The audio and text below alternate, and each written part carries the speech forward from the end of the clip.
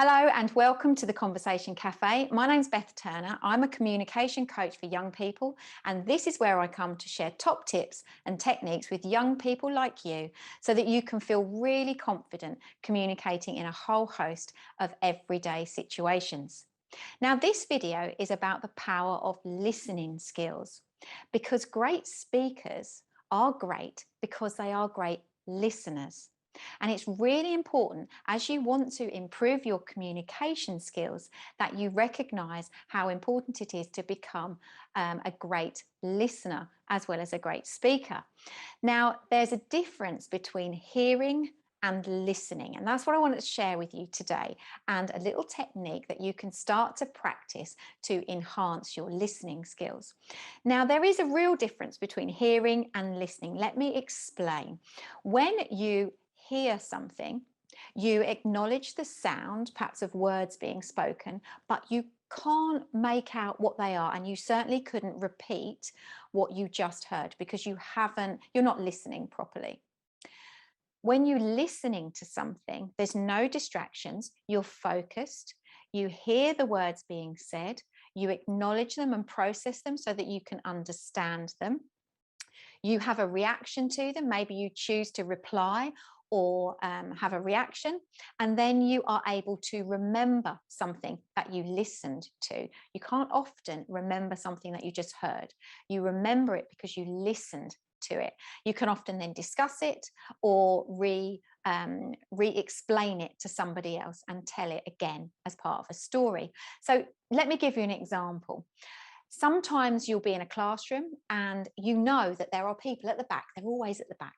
People at the back talking because you can hear the sound of voices, but you can't hear what they're saying. You can't work out what the words are.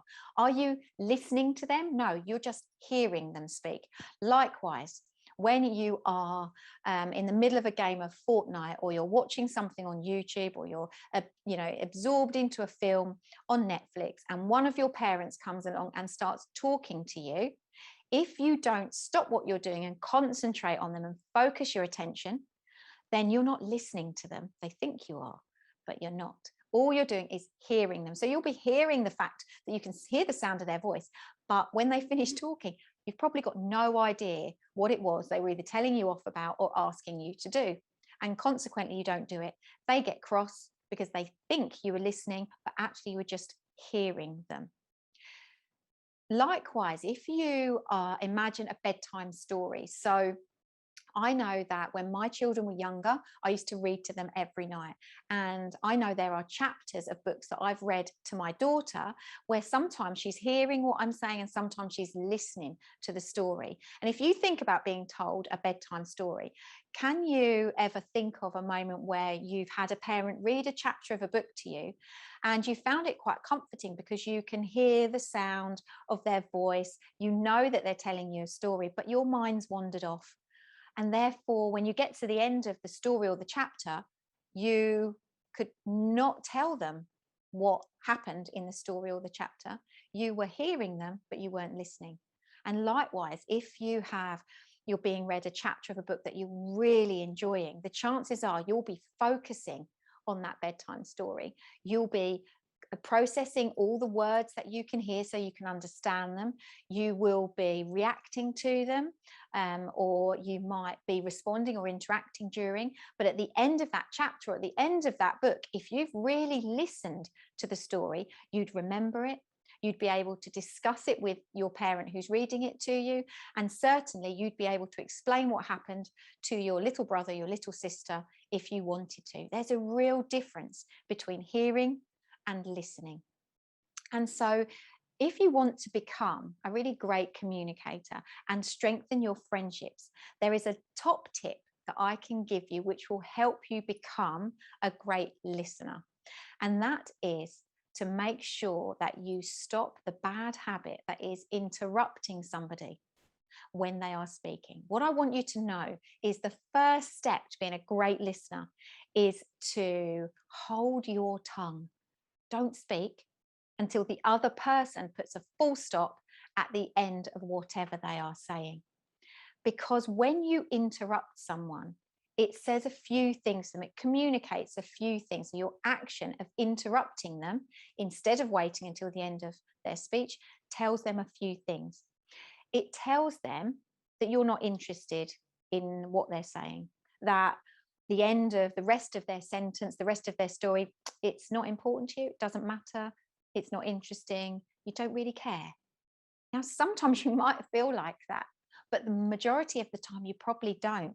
You interrupt them because you're excited, or you know exactly what they're talking about and you want to share something that's happened to you, or you want to share a story just like that.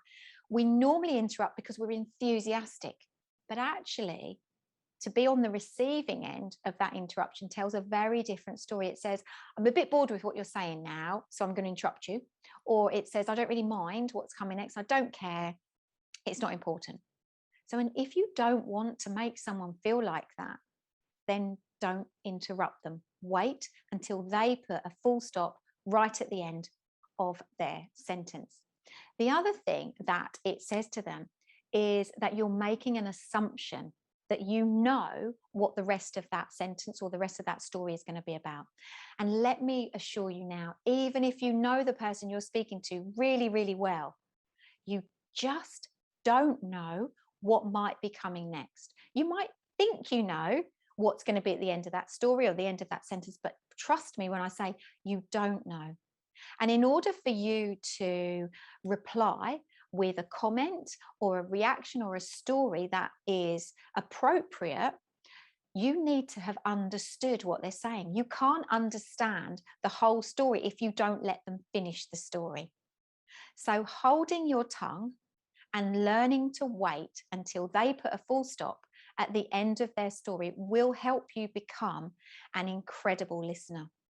And sometimes your friend, when they're speaking, they will pause, but it's not the same as finishing speaking. Sometimes they're telling you something important, and in their mind, in that pause, they're thinking about whether to tell you something else, or they're thinking about sharing something new. Try to fight the urge to see that as a full stop and jump straight in. Just sit in that silence for a second and see if there's anything else that they want to tell you. When you are sure they've finished speaking, they've put the full stop on their speech, not you, then you can reply. And trust me when I say whatever you reply with will be better informed, it will be more interesting, it will be more appropriate and more relevant. And when you learn to enjoy giving people time to speak and tell their own stories, you'll find that they start to give you time to finish your sentences, your stories too. And as a result of that, the relationship that you are building with them strengthens, deepens, the conversations are more interesting. You make sure that they always feel important to you, and they know that whatever it is they want to share with you is as important for you to listen to as it is for them to share. So the key to holding your tongue and not interrupting people, waiting till they put a full stop at the end of their sentence, the trick to that is to practice. Even if you're really enthusiastic and you really want to interrupt, practice not. So practice with people at home, practice with your friends and family, practice in all the conversations that you have. Just resist the urge to interrupt and finish their sentence for them, or reply with your own, because you need to understand what you've heard, and you can't do that if you don't listen. So the best thing you can do, first step to being a great listener, is to not be impatient, to let them finish speaking. And great listeners become great communicators. So I hope you found this video useful. If so, then let someone else know that it exists, and like and subscribe below. And if not, tell me why not in the comments below, and let me see what else I could share with you to help.